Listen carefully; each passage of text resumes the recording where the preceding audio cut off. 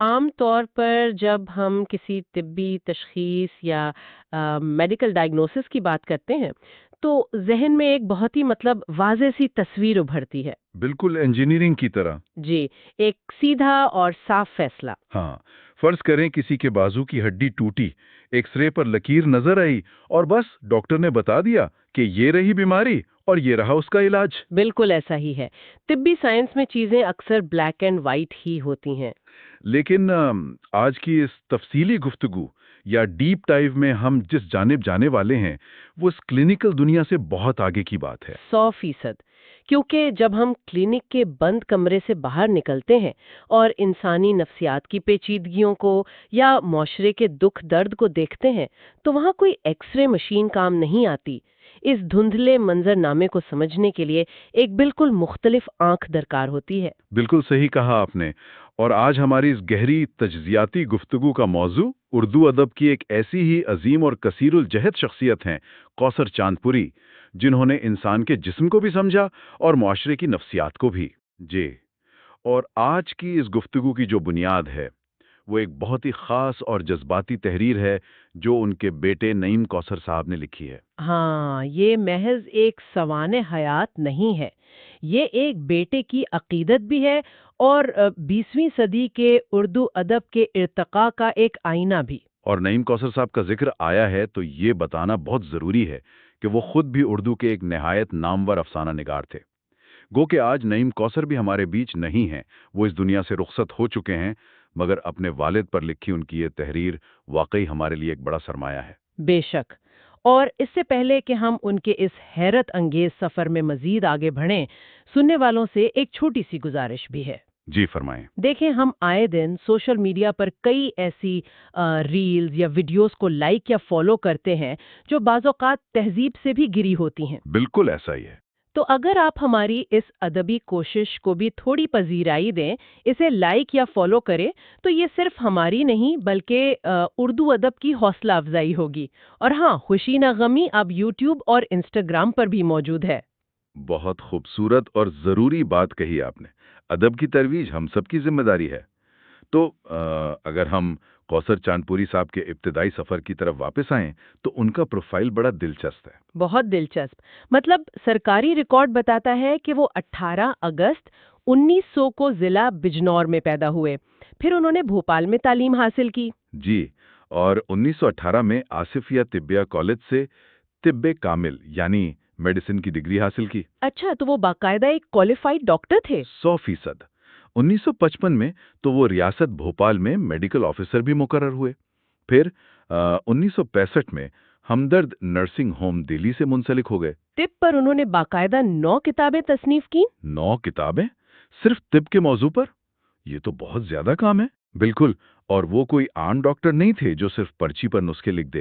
انہوں نے جالینوز، بو علی سینا اور رازی جیسے عظیم حکما کا گہرا مطالعہ کر رکھا تھا، اور یہیں سے ان کی ادبی زندگی کی بنیاد پڑتی ہے۔ رکیے، مجھے یہاں ایک بات سمجھنی ہے۔ ایک ڈاکٹر کی سوچ تو عام طور پر بڑی کلینکل سی، بڑی پریکٹیکل سی ہوتی ہے نا۔ وہ روزانہ خون، بیماریاں اور موت دیکھتا ہے، تو ایک جذباتی دوری سی آ جاتی ہے۔ ہاں، عام طور پہ ہم یہی تصور کرتے ہیں۔ تو پھر ان کا یہ طبی پس منظر ان کی افسانہ نگاری سے بالکل الگ چیز تھی۔ ایک طرف ڈاکٹر اور دوسری طرف رات کو کہانیاں لکھنے والا ادیب۔ دیکھیں، یہی ہم اکثر غلطی کرتے ہیں۔ قدیم طب یا جسے ہم یونانی طب کہتے ہیں وہ جدید سائنس کی طرح صرف جسمانی اعضاء تک محدود نہیں تھی۔ اچھا، تو اس میں کیا مختلف تھا؟ بو علی سینا کو پڑھنے کا مطلب صرف بیماریوں کے نام یاد کرنا نہیں تھا، بلکہ اس میں انسانی مزاج، روح اور ماحولیاتی اثرات کو بھی سمجھا جاتا تھا۔ یعنی جب ایک مریض کلینک میں آتا ہے تو وہ صرف کھانسی یا بخار نہیں لاتا۔ ہاں، وہ اپنی غربت اور پریشانیاں بھی ساتھ لاتا ہوگا۔ بالکل، وہ اپنی بے بسی، خاندانی الجھنیں اور مایوسیاں بھی لاتا ہے۔ کوثر چاندپوری کا کلینک تو دراصل ایک اعتراف خانہ تھا جہاں معاشرے کی اصلیت پوری طرح بے نقاب ہوتی تھی۔ واہ، کمال کی بات ہے۔ یعنی ماہر طبیب جب مریض کی نبض پر ہاتھ رکھتا ہے تو وہ صرف دھڑکن نہیں گن رہا، وہ اس کی ذہنی اور معاشی حالت کی بھی تشخیص کر رہا ہے۔ 100%۔ اسی لیے کوثر صاحب کو کہانیاں ڈھونڈنے کہیں باہر نہیں جانا پڑا۔ ایک عام ادیب جب دکھ لکھتا ہے تو اس میں تھوڑا تخیل ملاتا ہے، پر انہوں نے اس دکھ کی اصل وجوہات کو دیکھا تھا۔ ان کی نفسیاتی گہرائی اسی طبی مشاہدے کی دین تھی۔ تو پھر ان کا ادبی سفر کس طرح پروان چڑھا؟ تحریر میں ہے کہ ابتدا میں تو انہیں شاعری کا شوق تھا۔ جی ہاں، انہوں نے مولانا جمیل احمد سوانی سے اصلاح لی اور فانی بدایونی جیسے استاد کو بھی اپنا کلام دکھایا۔ تو پھر یہ نثر اور افسانے کی طرف کیسے آ گئے؟ وہ 1917 سے 1920 کے درمیان انشائیہ نگاری کی طرف آئے اور پھر باقاعدہ افسانہ نگاری شروع کی۔ 1926 میں ان کا پہلا افسانہ گداز محبت شائع ہوا۔ یہ تو وہ دور تھا نا جب پریم چند اور سجاد حیدر یلدرم کے نام گونج رہے تھے۔ بالکل، اور اس دور میں خاص طور پر شاعری میں رومانویت کا بڑا غلبہ تھا، وہی گل و بلبل کی باتیں۔ لیکن کوثر صاحب نے محسوس کیا کہ کلینک میں وہ جن تلخ حقائق کا سامنا کر رہے ہیں انہیں غزل کے ستاروں میں قید نہیں کیا جا سکتا۔ یعنی انہیں سماجی محرومیوں کو بیان کرنے کے لیے نثر کا ایک بڑا کینوس چاہیے تھا۔ جی، اس لیے انہوں نے رومانویت سے نکل کر معاشرتی حقیقت پسندی کو اپنایا۔ ان کا واضح نظریہ تھا ادب برائے زندگی۔ صحیح، اور جب معاشرتی حقائق کی بات آتی ہے تو مجھے اس دور کی ترقی پسند تحریک یا پروگریسو رائٹرز موومنٹ یاد آ رہی ہے جو اس وقت بڑے زوروں پر تھی۔ ہاں، وہ ایک بہت بڑی ادبی تحریک تھی۔ تو اگر کوثر صاحب نے بھی زمینی حقائق پر لکھا اور مزدوروں کے دکھ کو اپنایا تو ترقی پسند نقاد نے انہیں پوری طرح تسلیم کیوں نہیں کیا؟ انہیں وہ مقام کیوں نہیں ملا؟ یہ اس تحریر کا اور ان کے ادبی زندگی کا بڑا تلخ پہلو ہے۔ ترقی پسند تحریک نے بے شک ادب کو نئی جہت دی، لیکن اس دور میں ادب بہت نظریاتی اور سیاسی ہو گیا تھا۔ آپ سے توقع کی جاتی تھی کہ آپ ایک خاص انقلابی نعرہ لگائیں۔ اچھا، یعنی اگر آپ کی کہانی میں کوئی لال جھنڈا نہیں لہرایا جا رہا تو آپ کو پرانے خیالات کا سمجھا جائے گا۔ جی ہاں، ادب کم اور سیاسی پیمفلٹ زیادہ والی بات ہو گئی تھی، اور یہیں کوثر چاند پوری نے شعوری فیصلہ کیا کہ وہ اس پروپیگنڈے کا حصہ نہیں بنیں گے۔ مطلب انہوں نے مغربی نظریات پڑھے ضرور ہوں گے۔ بالکل، انہوں نے مارکسزم اور فرائڈ کی نفسیات کو پڑھا مگر اندھی تقلید نہیں کی۔ انہوں نے غربت، بھوک اور جنسیت پر بڑی سچائی سے لکھا، لیکن اس میں تلخی، بے ہنگم پن یا فحاشی نہیں آنے دی۔ یعنی انہوں نے ادب میں ایک اعتدال، ایک بیلنس قائم رکھا۔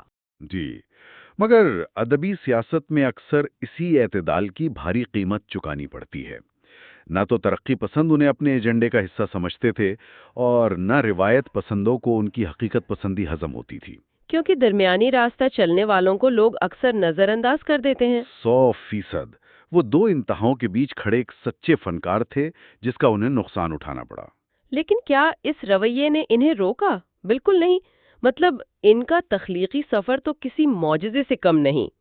کلینک چلانے کے ساتھ ساتھ انہوں نے 41 افسانوی مجموعے تخلیق کیے۔ جی، 41 مجموعے، اس کے علاوہ 17 ناول، 4 سوانح عمریاں، اور بچوں کے لیے 25 کتابیں اور طنز و مذاق کی کتابیں الگ۔ یہ کوئی ایک انسان کیسے کر سکتا ہے؟ یہ تو پورا اشاعتی ادارہ لگتا ہے۔ یہ اعداد و شمار ان کی بے پناہ اندرونی مجبوری کو ظاہر کرتے ہیں۔ لکھنا ان کے لیے کوئی شہرت کا ذریعہ نہیں تھا، یہ ان کی روحانی اور نفسیاتی ضرورت تھی۔ نقاد داد نہیں بھی دے رہے تھے، وہ پھر بھی مسلسل لکھ رہے تھے۔ 1959 میں طنز و مزاح نگار کنہیا لال کپور ان کے گھر دہلی آئے۔ اچھا، کیا بات ہوئی ان کی؟ اس وقت نعیم صاحب جوان تھے اور کپور صاحب سے لکھنے کی مشقت پر بات کر رہے تھے۔ تو کپور صاحب نے ہنس کر کہا، میاں آپ کیوں وقت ضائع کرتے ہو؟ آپ کے والد نے اتنی کہانیاں لکھ دی ہیں جو آئندہ نسلوں کے لیے کافی ہوں گی۔ ارے واہ، بظاہر تو یہ ایک مذاق سا لگتا ہے، پر اس کے پیچھے ایک گہرا نفسیاتی بوجھ ہے۔ بالکل، میں تو اسے یوں دیکھتی ہوں جیسے ایک بہت بڑا برگد کا درخت ہو۔ اس کی چھاؤں اتنی وسیع ہوتی ہے کہ نیچے کسی نئے پودے کا اگنا بڑا مشکل ہو جاتا ہے۔ صحیح بات ہے، ایک عظیم باپ کے سائے میں اپنا الگ مقام، اپنی ایک پہچان بنانا کوئی آسان کام نہیں ہوتا۔ اور شاید یہی وہ نفسیاتی دباؤ اور بے پناہ احترام تھا جس کی وجہ سے نعیم کوثر نے افسانہ نگاری کا باقاعدہ آغاز 55 سال کی عمر میں کیا۔ 55 سال؟ جب عام طور پر لوگ ریٹائرمنٹ کے بارے میں سوچتے ہیں۔ جی ہاں، لیکن کمال کی بات یہ ہے کہ وہ اس میراث کے بوجھ تلے دبے نہیں۔ انہوں نے دیر سے شروعات کی مگر ان کے قلم سے شاہکار نکلے۔ آج بھی ان کی کتابیں اس کی گواہ ہیں۔ جی، ان کا کام بہت سراہا گیا۔ بالکل، ان کی کتابیں جیسے اگنی پریکشا، اقرار نامہ، کال کوٹری اور اس کے علاوہ آخری رات، کوہرے کا چاند اور خوابوں کا مسیحا، یہ سب شائع ہوئیں اور انہوں نے بھرپور توجہ حاصل کی۔ بہت شاندار۔ نعیم صاحب نے باپ کے فن کو محض دہرایا نہیں، اسے ایک نئی حساسیت کے ساتھ آگے بڑھایا۔ لیکن یہاں آ کر اس داستان کا ایک بڑا تکلیف دہ پہلو سامنے آتا ہے جس پر واقعی رک کر سوچنا چاہیے۔ آپ اس ادبی سیاست اور مایوسی والے واقعے کی بات کر رہی ہیں؟ ہاں، دیکھیں، ایک طرف تو ڈاکٹر نازنین خان نے ان پر پی ایچ ڈی کی، یعنی اکیڈمک سطح پر کام کا اعتراف ہوا، جی، برکت اللہ یونیورسٹی سے۔ لیکن دوسری طرف 2008 میں کراچی سے اردو افسانے کی تاریخ کے حوالے سے صدی افسانہ کے نام سے 3 بڑی جلدیں شائع ہوئیں۔ مقصد تھا پوری صدی کے بہترین افسانوں کو جمع کرنا۔ اور اس انتخاب میں کیا ہوا؟ آپ حیرانی کی انتہا دیکھیے، اس میں نعیم کوثر صاحب کا افسانہ اقرار نامہ تو شامل کر لیا گیا، مگر ان کے والد کوثر چاند پوری کا ایک بھی افسانہ ان 3 جلدوں میں جگہ نہ پا سکا۔ یہ تو انتہائی غیر منصفانہ بات ہے۔ جس شخص نے 41 افسانوی مجموعے لکھے ہوں اسے آپ صدی کے انتخاب سے ہی غائب کر دیں۔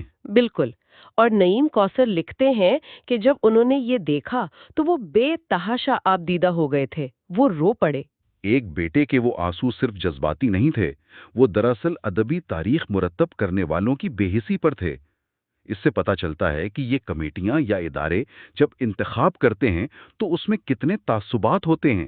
یعنی اگر آپ نے نقاد کی خوشامد نہیں کی، ان کے ڈرائنگ رومز میں حاضری نہیں دی، تو وہ آپ کا نام ہی فہرست سے اڑا دیں گے۔ یہ تو ایسا ہے کہ جیسے اس شخص کی ساری محنت رائے گاں چلی گئی۔ بدقسمتی سے ایسا ہوتا آیا ہے۔ چونکہ کوثر چاند پوری اپنی دنیا میں مگن رہتے تھے تو مرتب کرنے والوں نے اس آسانی کو چنا جو ان کے سامنے موجود تھی۔ لیکن یہاں ایک اہم سبق بھی ہے۔ وہ کیا؟ یہ سرکاری یا نیم سرکاری فہرستیں کبھی حتمی سچائی نہیں ہوتی۔ حقیقی ادب ان کا محتاج نہیں ہوتا۔ آج اگر ہم کوثر چاند پوری کے کام پر گفتگو کر رہے ہیں تو اس کا مطلب ہے ان کے فن کی کشش ابھی بھی زندہ ہے۔ اس میں کوئی شک نہیں۔ اور جب ہم اس پورے تجزیے کو سمیٹتے ہیں تو کوثر چاند پوری کی زندگی ایک مکمل نصاب لگتی ہے، ایک طبیب، ایک مفکر اور کمال کا افسانہ نگار، جس نے جسمانی بیماریوں کو بھی شفا دی اور معاشرے کے رشتوں کی دراڑوں کو بھی بھرا۔ اور سب سے بڑی بات یہ کہ ان کا ٹھہراؤ کمال کا تھا۔ وہ شور مچانے والوں کی بھیڑ میں شامل نہیں ہوئے۔ آج کے اس تیز رفتار دور میں جہاں ہر شخص کو فوری شہرت اور وائرل ہونے کی جلدی ہے، وہاں ان جیسی شخصیات یہ بتاتی ہیں کہ اصل مقام خاموشی اور سچی لگن سے بنتا ہے۔ کمال کی بات ہے، خاموشی سے اپنا کام کرنا اور صدیوں تک نشان چھوڑ جانا۔ آج ہم نے واقعی ایک عظیم باپ اور ان کی یاد کو محفوظ کرنے والے بیٹے نعیم کوثر کی زندگی کا ایک زبردست پہلو دیکھا۔ جی بالکل، ان کی تحریر واقعی ایک خزانہ ہے۔ اب اس سے پہلے کہ ہم اپنی اس گفتگو کا اختتام کریں، یہ ساری جدوجہد ایک نہایت اہم سوال کو جنم دیتی ہے۔ جب ہم آج کے دور کی بے پناہ مصروفیات، سوشل میڈیا کا شور اور معلومات کے اس ہجوم کو دیکھتے ہیں تو ہم یہ سوچنے پر مجبور ہو جاتے ہیں کہ اگر آج ہماری اس پوری زندگی کے کاموں کو کسی ایک کتاب یا دستاویز میں جمع کر دیا جائے تو کیا وہ تحریر آنے والی نسلوں کو کوئی راستہ دکھانے کے لائق ہوگی؟ بہت گہری بات ہے یہ۔ یا پھر وہ صرف وقت کے اس بے ہنگم شور میں ایک بھولی ہوئی آواز بن کر رہ جائے گی؟ اس پر سوچئے گا ضرور۔